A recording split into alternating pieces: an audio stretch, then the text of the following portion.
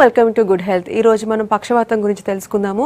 వీటి సింటమ్స్ ఏ విధంగా ఉంటాయి, రీజన్స్ ఏంటి రావడానికి, అలాగే ఎటువంటి ట్రీట్మెంట్ అందుబాటులో ఉందో తెలియచేయడానికి మనతో పాటు శ్రీ విశిష్ట ayurvedic super speciality hospital doctor GK Reddy గారు ఉన్నారు. వారిని అడిగి మరిన్ని విషయాలు తెలుసుకుందాం. Hello doctor. హలో. సో పక్షవాతం అనేది ఒక కండిషన్ అంటారా లేదంటే ఒక డిసీజ్ అంటారా? ఇది యూజువల్గా మనకి డిసీజ్ పర్టికులర్గా మనకి కండిషన్స్ ప్రకారం రావడానికి అవకాశాలు ఎక్కువగా ఉన్నాయి. అంటే హై బ్లడ్ ప్రెషర్ ఉన్న వాళ్ళలో కానివ్వండి, హై కొలెస్ట్రాల్ ఎక్కువగా ఉన్న వాళ్ళలో కానివ్వండి, బ్రెయిన్కి రక్త ప్రసరణ వ్యవస్థలో వ్యత్యాసాలు రావడం వల్ల మన కరోటిడ్ ఆర్టరీస్లో ఫ్లో అనేది ఎక్కువ తక్కువ అవడం, లేకుంటే కరోటిడ్ ఆర్టరీస్ బ్లాక్ అవడం కానివ్వండి, ఇటువంటి లక్షణాలు ఉన్న వాళ్ళలో మనకి బ్రెయిన్లో రక్త ప్రసరణ తక్కువైపోవడం, లేకుంటే ఒక్కసారిగా హెవీగా హై బ్లడ్ ప్రెషర్ ఉన్న వాళ్ళలో రిచ్ ఫ్లో అనేది ఎక్కువ అవడం వల్ల క్యాపిలరీస్ బర్స్ట్ అయిపోయి లోపల హెమరేజ్ కానివ్వండి, ఇన్ఫ్రాక్ట్ అవ్వడం కానివ్వండి, లేకుంటే ఏమైనా ఇంజురీస్, ఎక్స్టర్నల్ ఇంజురీస్, దెబ్బ తగలడం వల్ల కానీ, ఇటువంటి వాటి వల్ల బ్రెయిన్లో ఏ భాగం అయితే మనకి అక్కడ రక్త ప్రసరణ వ్యవస్థ న్యూరలాజికల్గా ఇబ్బంది కలుగుతుందో ఆ పర్టికులర్ వ్యవస్థ, నాడీ వ్యవస్థకు సంబంధించిన శరీర భాగాలు పనిచేయకుండా అయిపోతాయి. సపోజ్ ఒక సైడ్ దెబ్బ తగిలినప్పుడు అపోజిట్ వేలో మనకి నాడీ వ్యవస్థకు సంబంధించిన భాగాలు అనేది పనిచేయడం ఆగిపోతుంది. అంటే రైట్ హెమిపెరాసిస్ అంటాం. రైట్ సైడ్ బ్రెయిన్ లోపల సమస్య ఏర్పడినప్పుడు మనకి లెఫ్ట్ సైడ్ బాడీ పోర్షన్స్ పనిచేయకుండా అయిపోతాయి. అంటే పూర్తిగా పెరాలసిస్ అని చెప్తాం. సో అదే మనం ఆయుర్వేద ప్రకారంగా మేము పక్షాఘాతం అని చెప్తూ ఉంటాం అన్నమాట. ఓకే. సో రీజన్స్ ఏంటి? హై బ్లడ్ బీపీ ఉన్న వాళ్ళకి పక్షవాతం వస్తుందా, లేకుంటే అదర్ రీజన్స్ ఏంటి? ఫ్యామిలీ హిస్టరీలో ఉన్న వాళ్ళకి కూడా ఇలాంటి కండిషన్ వచ్చే అవకాశం ఉందండి? ఖచ్చితంగా ఉందండి. ఫ్యామిలీ హిస్టరీ ఉన్న వాళ్ళు రావడానికి అవకాశాలు ఎక్కువగా ఉన్నాయి. సో దానివల్ల అంటే ఆల్రెడీ ఫ్యామిలీ హిస్టరీ ఉన్న వాళ్ళు ఫిజికల్ యాక్టివిటీ కరెక్ట్గా ఉంచుకోవడం, ఇంకొకటి ఏమవుతుంది వీటిలో రిస్క్ ఫ్యాక్టర్స్ పరంగా చూసినట్టయితే కార్డియక్ ప్రాబ్లమ్స్ కానివ్వండి, డయాబెటిక్ కానివ్వండి, అదర్ లైఫ్ స్టైల్ డిసీజెస్ ఏవైతే ఉంటాయో ఇవన్నీ ప్రాపర్ కరెక్ట్గా మెయింటైన్ అవుతున్నాయా లేవా, పారామీటర్స్ అన్ని కరెక్ట్గా ఉన్నాయా లేదా. ఆల్రెడీ ఫ్యామిలీ హిస్టరీ ఉన్న వాళ్ళు 40+ ఏజ్ గ్రూప్ దగ్గర నుంచి యాన్యువల్ చెకప్స్ అనేది చాలా అవసరం, మెడికల్ చెకప్స్. ఈ పారామీటర్స్లో ఎక్కడైనా కానీ మనకి వ్యత్యాసాలు వస్తే వాటిని కరెక్ట్గా మెయింటైన్ చేసుకుంటూ ఉండాలి. ఇఫ్ సపోజ్ బీపీ కరెక్ట్గా మానిటర్ అవుతుందా లేదా, so at the same time BP fluctuation అవుతుంటే దాన్ని కరెక్ట్ చేసుకునే విధంగా మెడికేషన్ అది కరెక్ట్గా ప్రాపర్గా ఉంచుకోవడం, లేదు కొన్ని ఆహార పదార్థాలు, కొన్ని రకాల ఎక్సర్సైజులు, కొన్ని యోగాసనాలు, వీటితో కూడా చాలా వరకు మనం ఎర్లీగా మనకు రాకుండా, ఈ ఫ్యామిలీ హిస్టరీ ఉన్నా కూడా చిన్న వయసులో రాకుండా at least you can extend that particular disease మనకి రాకుండా చేసుకునే అవకాశం ఉంది. రెగ్యులర్గా ఫిజికల్ యాక్టివిటీ కానివ్వండి, కొన్ని రకాల పద్ధతులు పాటించడం వల్ల ఈ విధంగా మనం వాటిని ఎర్లీగా రాకుండా చేసుకోవచ్చు అనమాట. ఓకే. సో టైప్స్ గురించి చెప్పండి. పక్షవాతంలో కూడా depending upon the location of the paralysis types ఉంటాయి కదా, వాటి గురించి చెప్పండి. సో వీటిలో పర్టికులర్గా మనకి చాలా ఎక్కువగా చూసేది ఏంటంటే మనకి ఫేషియల్ పాలసీ అనేది కామన్గా ఎక్కువ మందిలో చూస్తూ ఉంటాం. అది సాధారణంగా తర్వాత ఇమీడియట్గా మనం రెస్పాండ్ అయ్యి ఇమీడియట్ మెడికేషన్ కానీ దానికి సంబంధించిన కొన్ని థెరపీస్ ఇవ్వడం వల్ల చాలా తొందరగా పేషెంట్స్ కూడా రికవరీ స్టేట్స్ కూడా చాలా తొందరగా ఉంటుంది. అలా కాకుండా మనకి పెరాలసిస్లో ప్రత్యేకంగా మనకి సర్వాంగవాతము, పక్షాఘాతం అంటే ఏదో ఒక సైడ్ పక్షం అంటే ఒక సైడ్ మాత్రమే, లెఫ్ట్ సైడ్ కానీ రైట్ సైడ్ కానీ బాడీ పార్ట్స్ పూర్తిగా పారలైజ్ అయిపోవడం, మూతి ఒక సైడ్కి వంకర ఉండి ఫేషియల్ పాలసీ, ఆర్జితవాతం అంటాం, ఆయుర్వేద పరంగా ఆర్జితవాతం అని చెప్తూ ఉంటాం. సో వీటిలో సర్వాంగవాతం అంటే టోటల్ బాడీ పోర్షన్స్ మొత్తం ఇన్వాల్వ్ అవడం అనేది కాంప్లికేటెడ్ కండిషన్. అంటే రికవరీ స్టేటస్ కూడా స్లోగా ఉంటుంది, కొద్దిగా టైం కూడా ఎక్కువ తీసుకునే అవకాశం ఉంటుంది. At the same time left side or right side. So ఎప్పుడైతే స్ట్రోక్ వచ్చిన తర్వాత పారలైజ్ కండిషన్స్ వచ్చేసి మూతి వంకరపోవడం, ఈ సిమ్టమ్స్ అన్నీ ఏదైతే ఉంటుందో వాళ్ళకి ముందు కోమాలోకి వెళ్ళడం కానీ ఇటువంటి కాంప్లికేషన్స్ ఏవైతే ఉన్నాయో వాటిని first of all emergency care అనేది చాలా important. So once emergency care అయిపోయి పేషెంట్ స్టెబిలైజ్ అయిన తర్వాత, సో యూజువల్గా ఏమవుతుంటే స్టెబిలైజ్ అయ్యేసరికి మనకి పక్షాఘాతం వచ్చినప్పటికంటే స్ట్రోక్ వచ్చినప్పటి నుంచి స్టెబిలైజ్ అయ్యే వరకు ఒక 15 to 30% మధ్యలో రికవరీ రావడానికి అవకాశాలు ఉన్నాయి. ఎక్కువ మందిలో చూసినట్లయితే depends on age factor. So అలా కాకుండా రికవరీ దాదాపుగా తక్కువగా ఉంది, రికవరీ లేదు అంటే కనుక ఇమ్మీడియట్గా ఒకసారి పేషెంట్ స్టెబిలైజ్ అయిన తర్వాత ఇమ్మీడియట్గా మనం కనుక ఆయుర్వేదిక్ వైపు చూసినట్లయితే పేషెంట్ని చాలా త్వరితగతిన మళ్ళీ నార్మల్ కండిషన్ తీసుకురావడానికి అవకాశాలు ఎక్కువగా ఉంటాయి. ఓకే. ఆదిలాబాద్ నుంచి కాలర్ ఉన్నారు. హలో రాజు గారు. హలో. ఓకే. సో ఇప్పుడు పక్షవాతం అనేది సింగిల్ స్ట్రోక్లోనే వచ్చేస్తుంది అంటారా, లేదంటే ముందు నుంచి మనకి సిమ్టమ్స్ కనిపిస్తూ ఉంటాయి? అంటే లైక్ మనకి ఏదో అవుతుంది, మన బాడీలో కొన్ని చేంజెస్ కనిపిస్తున్నాయి అనేసి, అంటే like heart attack for example, ఒక ఫస్ట్ స్ట్రోక్, సెకండ్ స్ట్రోక్ అలా వస్తుంటుంది కదా, పక్షవాతం అలా వస్తుంది అంటారా? పక్షవాతంకి వచ్చేసరికి యూజువల్గా ఎక్కువ మందిలో మేము గమనిస్తున్న పేషెంట్ చూసినట్టు ఆల్రెడీ సిమ్టమాటిక్గా పేషెంట్స్ పరంగా చూసినట్టయితే ముందు వార్నింగ్ బెల్స్ ఖచ్చితంగా ఉంటాయి.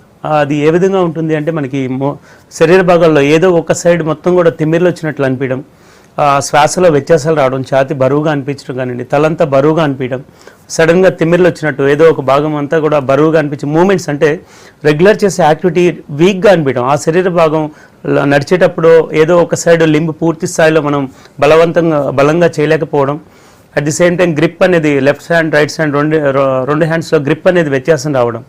సో పూర్తిగా ఇటువంటి ముందు నుంచి మనం గమనించవచ్చు. At the same time other parameters ఇందాక చెప్పుకున్నాం మనం, బ్లడ్ ప్రెషర్ కానివ్వండి, అట్లాగే లిపిడ్స్ అంటే కొలెస్ట్రాల్ ఏ స్థాయిలో ఉన్నది. So at the same time ఇంకొకటి ఏమవుతుంటే రక్త ప్రసరణ వ్యవస్థలో వ్యత్యాసాలు ఉన్న వాళ్ళలో ఈ సమస్య ఎక్కువగా రావడానికి అవకాశం ఉంది. మానసిక ఒత్తిడి అనేది ఇక్కడ ప్రధానంగా తీసుకోవాలి. సో ఒక ఏజ్ ఫ్యాక్టర్ వరకు కూడా కొంత మేరకు ఒత్తిడి తట్టుకునే శక్తి అనేది మనకు వెయిన్స్లో కానీ at the same time neurological కానీ శారీరకంగా దృఢంగా ఉండడం అనేది జరుగుతూ ఉంటుంది.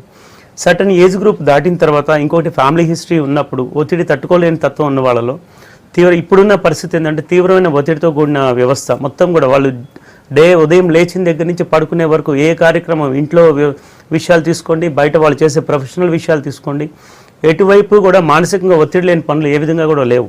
సో ఈ విధంగా ఒత్తిడి తట్టుకునే విధంగా మనల్ని మనం ప్రిపేర్ చేసుకోవడం చాలా అవసరం అన్నమాట. ఓకే, నెక్స్ట్ కాల్ తీసుకుందాము. Hello madam. నమస్తే అండి. నమస్తే మేడం. చెప్పండి, ప్రాబ్లం చెప్పండి, డాక్టర్ గారు ఉన్నారు.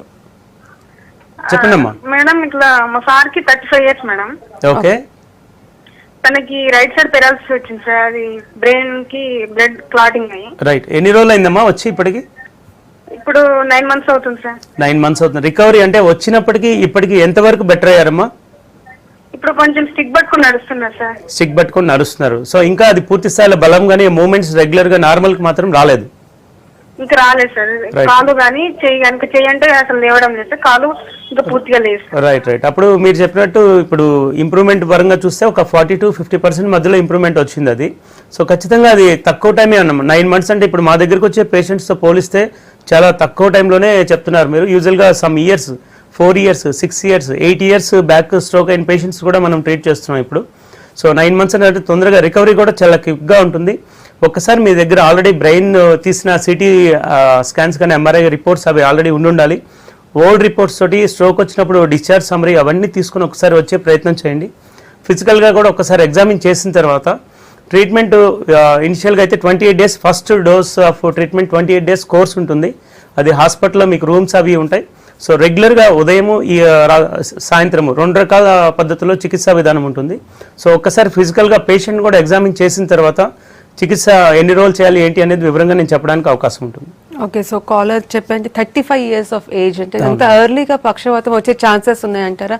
ప్లస్ అంటే రికవర్ అవడానికి త్వరగా పడుతుంది అంటారు. వీ ఆల్వేస్ హియర్ లైక్ పక్షవాతం అనేది ఒక 50 years ప్లస్ కానివ్వండి 60+ వాళ్ళకి వస్తూ ఉంటుంది, కానీ ఇంత ఎర్లీ ఏజ్ లో కూడా వస్తుంది అంటారు. ఖచ్చితంగా ఇంతకు ముందే మనం డిస్కస్ చేస్తున్నాం ఒత్తిడికి సంబంధించి. మానసిక ఒత్తిడి తట్టుకోలేకపోవడం, ఎక్కువ ఒత్తిడికి గురవడం కానీ, at the same time chronic alcohol habits ఉన్నవాళ్ళు, స్మోకింగ్ హ్యాబిట్, టొబాకో చూయింగ్ ఇటువంటి హ్యాబిట్స్ ఉన్న వాళ్ళు, ఒత్తిడికి సంబంధించిన లైఫ్ లీడ్ చేస్తున్న వాళ్ళు ఏంటంటే చిన్న వయసులోనే ఈ స్ట్రోక్ బారిన పడుతున్నారు. చాలా మంది చూస్తున్నాం మన పేషెంట్ 30 below ఏజ్ గ్రూప్ లో కూడా చాలా మంది ఉన్నారు.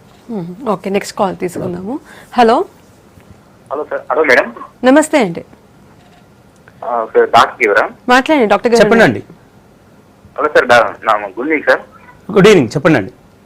సార్ రీసెంట్లీ మా ఫాదర్కి పక్షవాతం వచ్చింది sir. Okay. 2 weeks back. Right.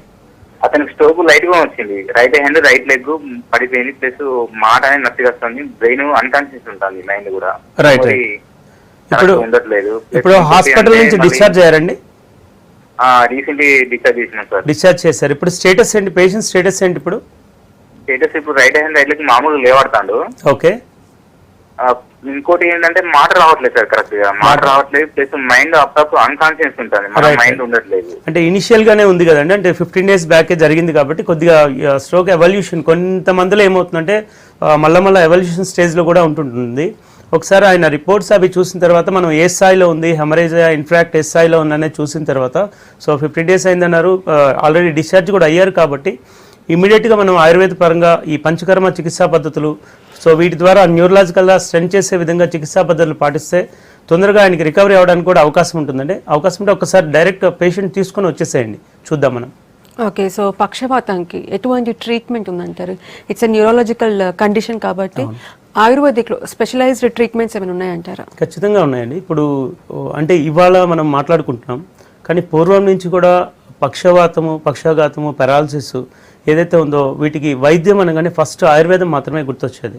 So emergency care అయిపోయిన తర్వాత ఖచ్చితంగా రికవరీ తొందరగా అవ్వాలి అంటే మనకి న్యూరలాజికల్గా స్ట్రెంథన్ చేయడంతో పాటుగా సో టచ్ హీలింగ్ అంటాం. సో అది ఆయుర్వేదంలో మాత్రమే ఉంటుంది. బాడీని టచ్ చేస్తూ న్యూరలాజికల్గా అట్ ది సేమ్ టైం రక్త ప్రసరణ మంచిగా జరిగే విధంగా మనం ఏదైతే మనం మసాజ్ అని చెప్పి వాడుతున్నాం పదం అభ్యంగం అంటాం. సో దాని అందరికీ ఒకే విధంగా కాకుండా పేషెంట్ని బట్టి వాళ్ళ ఏ ఏరియాలో ఇబ్బంది పడుతున్నారనే దాన్ని బట్టి ఆధారపడి మనం కొన్ని ప్రత్యేకమైన ప్యాటర్న్స్ డిజైన్ చేయడం జరిగింది. సో ఈ పద్ధతిలో వాళ్ళకి రక్త ప్రసరణ మంచిగా జరుగుతుంతో పాటుగా ఆ పర్టికులర్ ఏరియాలో న్యూరలాజికల్గా కూడా స్టిమ్యులేట్ చేసే విధంగా చికిత్సా విధానం ప్లాన్ చేయడం జరిగింది. సో ఉన్న తీవ్రతను బట్టి ఇప్పుడు అంతకుముందు పేషెంట్ చూసాం మనం.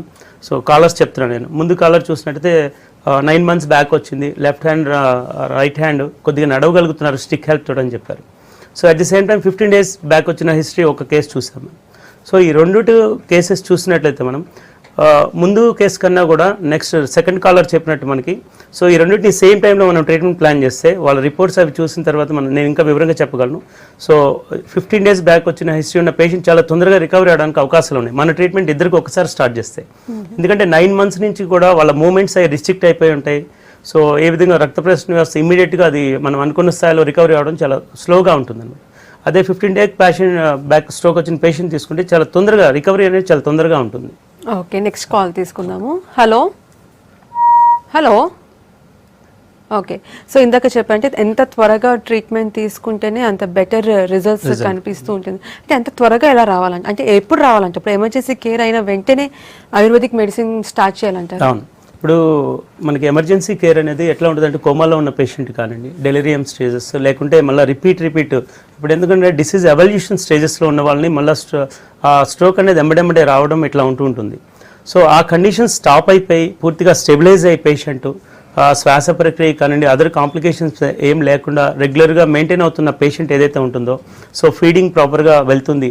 ఇటువంటి కండిషన్లో పేషెంట్ మనం కనుక ఇమ్మీడియట్గా ఆయుర్వేదిక్ వైపు తీసుకొని స్టార్ట్ చేస్తే చాలా తొందరగా రికవరీ అవ్వడానికి అవకాశం ఉంటుంది. ఓకే, సో ఈ పక్షవాతం వచ్చిన వాళ్ళకి కూడా అంతకు ముందు నుంచి కొన్ని హెల్త్ ఇష్యూస్ ఉండొచ్చు. ఫర్ ఎగ్జాంపుల్ డయాబెటీస్ ఉండొచ్చు, ఇంకేదైనా కిడ్నీ ఫెయిల్యూర్ అలాంటివి ఉండొచ్చు. సో ట్రీట్మెంట్ ఏ విధంగా ప్లాన్ చేస్తారు అంటే ఇప్పుడు మనం పక్షవాతంకి ట్రీట్మెంట్ ఇవ్వాలి ప్లస్ అంత ముందు నుంచి అదర్ పారామీటర్స్ కూడా మేనేజ్ చేసుకుంటూ రావాలి. సో ఏ విధంగా చేయాలి? ఖచ్చితంగా ఇఫ్ సపోజ్ మీరు అడిగినట్టు డయాబెటిక్ పేషెంట్ తీసుకున్నాం, షుగర్ లెవెల్స్ కరెక్ట్గా మెయింటైన్ అయ్యే విధంగా ఔషధ చికిత్స ఇచ్చుకుంటూ ఉంటాం.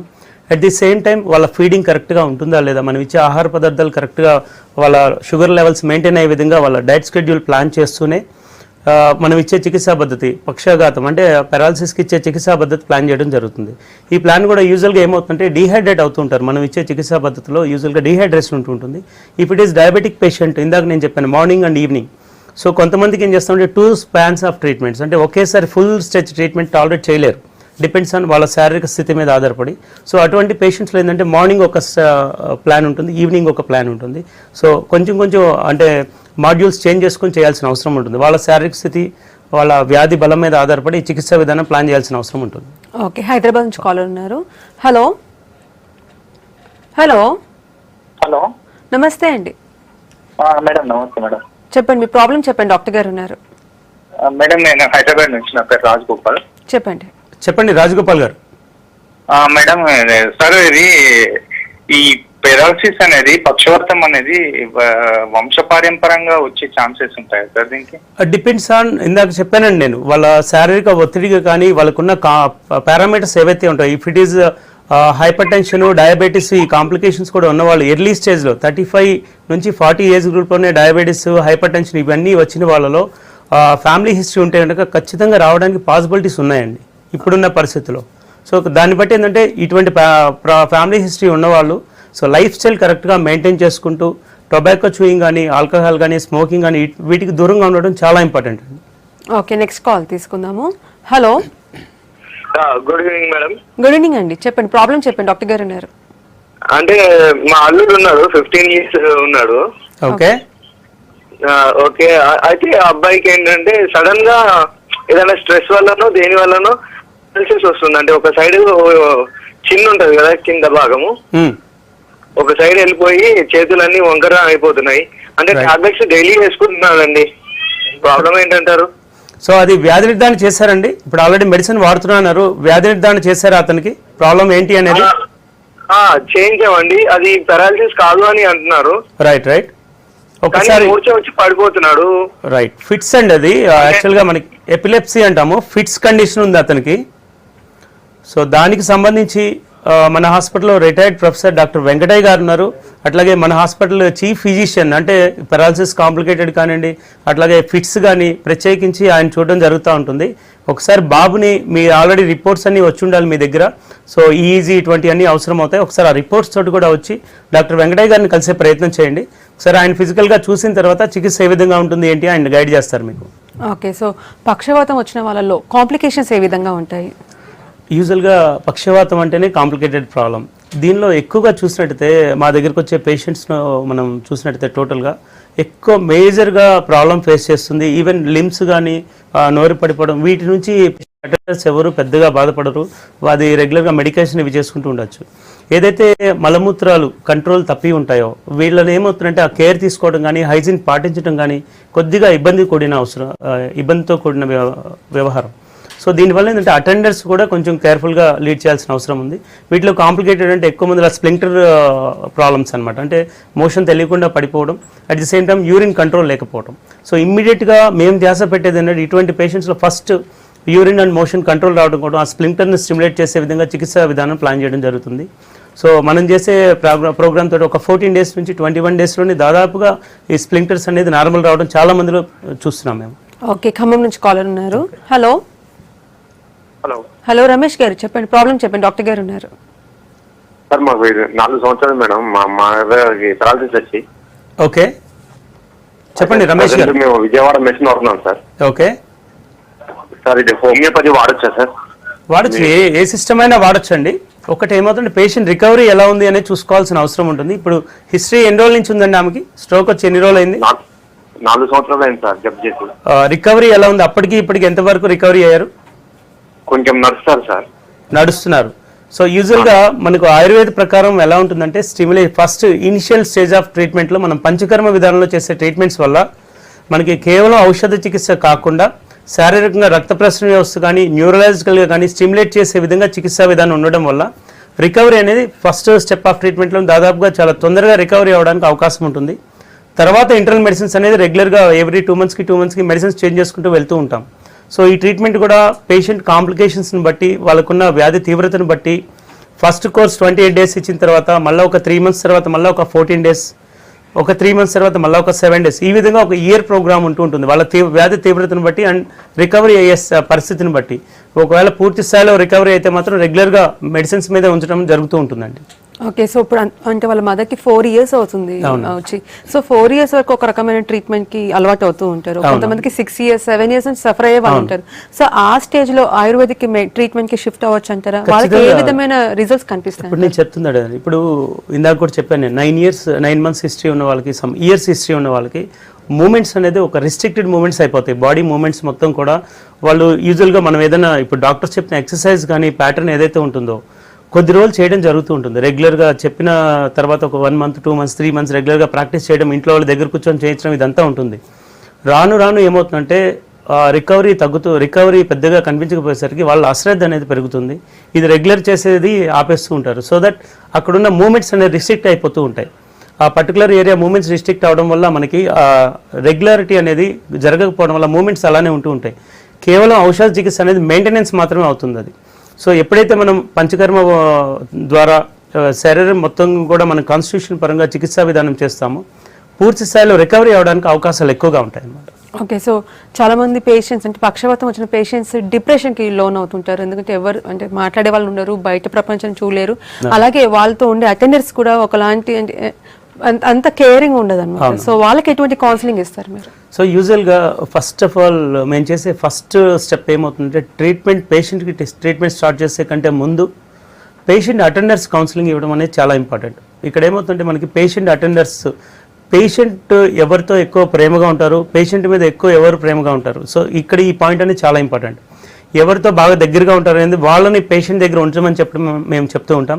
అట్ ది సేమ్ టైం వాళ్ళని ఏ విధంగా చూసుకోవాలి. యూజువల్గా ఏమవుతుంటే డిప్రెషన్ అనేది వెరీ కామన్ సబ్జెక్ట్. ఇక్కడ వాళ్ళకి ఎక్కువ రోజులు నా పనులు నేను చేసుకోలేకపోతున్నాను, ఇంకొకరి మీద ఆధారపడ్డాను అనేది పూర్తి స్థాయిలో వాళ్ళకి ఇదైపోతుంది కాబట్టి సో వాళ్ళకి కౌన్సిలింగ్ ఇవ్వడం అనేది చాలా వాళ్ళకి ధైర్యం చెప్పడం, ధైర్యవచనాలు చెప్పడంతో పాటు వాళ్ళకై వాళ్ళు లేచే విధంగా ప్రయత్నం చేసేది చాలా ఇంపార్టెంట్. ఆ విల్ పవర్ అనేది వాళ్ళు కలగజేయడం అనేది చాలా important. At the same time పేషెంట్కి రెగ్యులర్గా కౌన్సిలింగ్, పేషెంట్ అటెండర్స్ కౌన్సిలింగ్ ఎలా ఉంటుందంటే ప్రాపర్ హైజీన్ ఉంచడం, పేషెంట్ ఎవ్రీ 2 అవర్స్కి 3 అవర్స్కి శుభ్రంగా ఉంచడం. సో రెగ్యులర్గా బాతింగ్ అంటే క్లీన్ చేసిన దగ్గర నుంచి, పౌడర్ వేసిన దగ్గర నుంచి. వీళ్ళలో ఇంకో మేజర్ ప్రాబ్లం ఏమవుతుందంటే బెడ్ సోర్స్ అంటాం.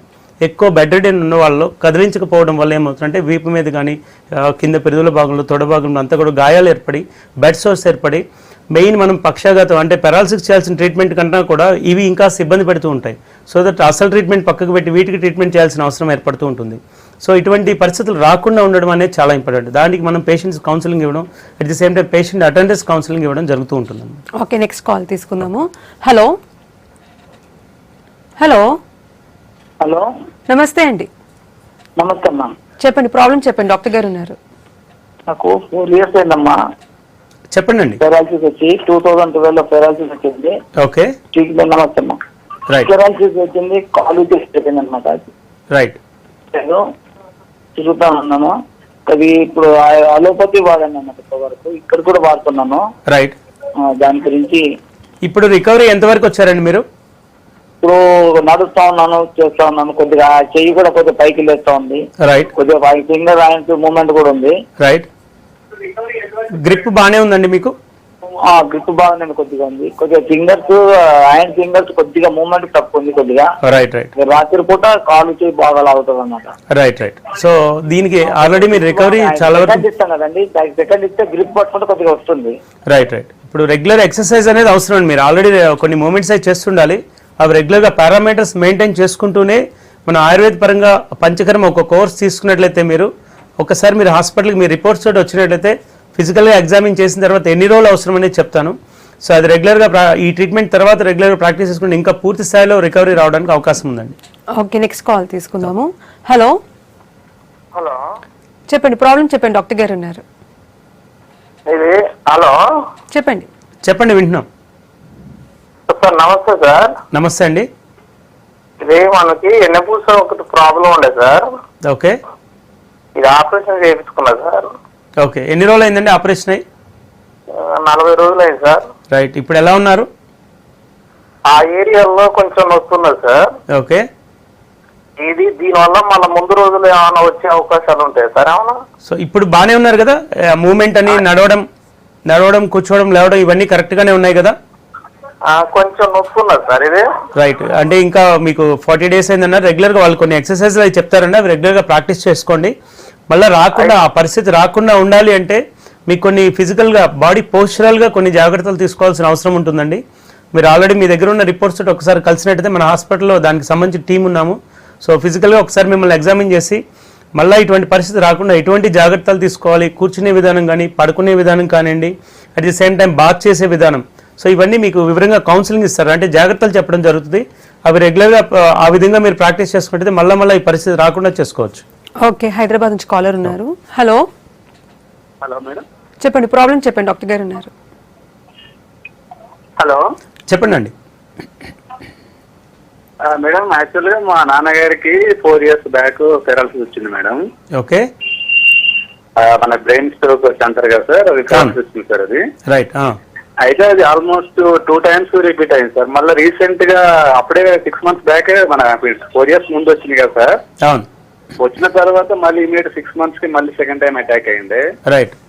ఇప్పుడు స్టేటస్ ఏంటండి అప్పటికి ఇప్పటికి? ఇప్పుడు రీసెంట్ గా జస్ట్ 2 months బ్యాక్ మళ్ళీ అటాక్ అయింది సార్. అటాక్ అయిందంటే ఇంతకుముందు బాగా సివియర్ వచ్చిందే, పర్లేదు ఇప్పుడు నడవగలుగుతున్నాడు. ఓకే, దానికి ఏమైనా ఏం ప్రికాషన్ తీసుకోవాలి ఏంటి? ఫస్ట్ ఆయనకి హ్యాబిట్స్ ఏమైనా ఉన్నాయండి? ఆల్కహాల్ కానీ, స్మోకింగ్ కానీ, టొబాకో చూయింగ్ ఇటువంటి అలవాట్లు ఏమైనా ఉన్నాయా? ఇప్పుడు లేదు సార్, ఇంతకు ముందు ఉన్నాయి సార్. అప్పట్లో 4 years బ్యాక్ బాగా చేసేది అది ఉండేది. Right right. ఇప్పుడు స్ట్రోక్ తర్వాత మళ్ళీ అటువంటి హ్యాబిట్స్ ఏం స్టార్ట్ చేయలేదు కదా? ఏం చేయలేదు సార్ అది. రైట్ రైట్, కొన్ని జాగ్రత్తలు తీసుకోవాల్సిన అవసరం ఉంటుందండి. మెడిసిన్స్ కరెక్ట్ ప్రాపర్ గా వాడలేదు సార్. బీపీ మెడిసిన్ అది రైట్ రైట్. ఇప్పుడు అదే అండి నేను చెప్తుంది కూడా అదే, బ్లడ్ ప్రెషర్ కరెక్ట్గా మెయింటైన్ చేసుకోకపోవడం వల్ల కూడా సమస్య ఉంటుంది. ఒకసారి దానికి ఇప్పుడున్న పరిస్థితి ఏంటి ఒకసారి ఫిజికల్గా ఎగ్జామిన్ చేసిన తర్వాత, సో ఒక్కసారి మనం పంచకర్మ విధానంలో చికిత్స కోర్స్ ప్లాన్ చేసిన తర్వాత ఔషధాల మీదకి తీసుకెళ్ళంటే మళ్ళీ నార్మల్గా మెయింటైన్ అవ్వడానికి అవకాశం ఉంటుందండి. స్ట్రోక్ మళ్ళీ రాకుండా ఉండడానికి ఎటువంటి జాగ్రత్తలు తీసుకోవాలి ఏంటి అనేది ఫస్ట్ ఆహార రూపంగా కానీ ఫిజికల్ రూపంగా కానీ మనం doctors wise hospital wise help చేయడానికి అవకాశం ఉంటుంది. కానీ మీరు తీసుకునే మెడిసిన్ వేసుకోకుండా ఉంటే అది చాలా ఇబ్బందికరమైన పరిస్థితి. దాని మీద ఫస్ట్ పేషెంట్కి అవగాహన కలిగే విధంగా చేయండి మీరు. సో ఓవరాల్గా పక్షవాతంకి సంబంధించి ఆయుర్వేదలో మంచి ట్రీట్మెంట్ అందుబాటులో ఉందని చెప్తున్నారు. Thank you so much. Welcome. ఇది ఇవాళ good health. Keep watching V6 News.